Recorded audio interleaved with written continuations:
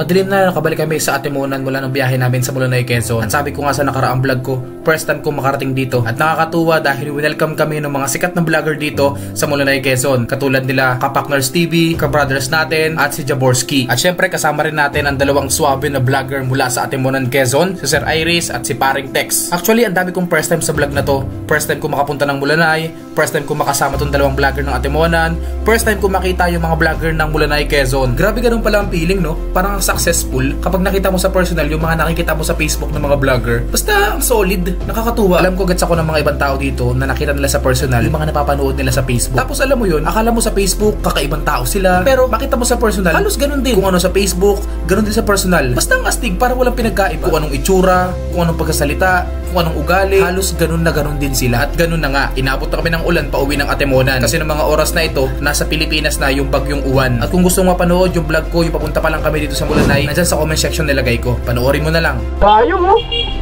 Welcome to Mulanay, Quezon, mga kaibigan! And welcome to Mulanay, Quezon! Woo! Alright! Mulanay! What's up mga pare koy? Baka pala kami ngayon sa Quezon. Yan. Binabagyo na kami! Hulaan nyo na lang kung saan. Kami ngayon sa Katanawan, Quezon. Hulaan nyo na lang kung nasan kami. Yun.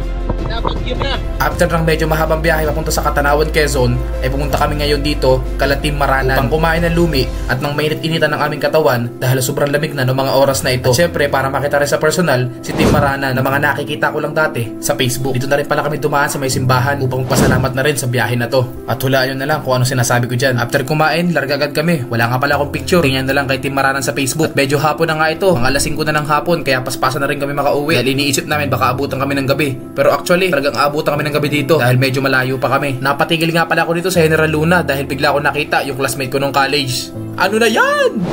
Balik ako lang. Ang pangit naman ito. Nagkaling ka ba ito ba? Sabi, ay, guping sama. Nagkaling?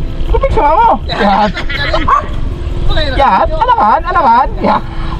Gaya ko muna na eh. Ang ganda ng tunog ng motor mo. Yan, syempre. Sigaw na. Baka hindi masira sa makanilon. Eh no, classmate ko no college oh. Yan. Sama. Ito pala yan. Kamis ka na daw sa ni Maka? Yan. Yeah. Oh. 1, 2, 3. Pa. Alright. Ping sama. Ito 20 kayo. Alright guys. Kasama ko si JL oh. Ang pugi ng General Luna. Yan. Maka, kamusta ka na daw? Yan.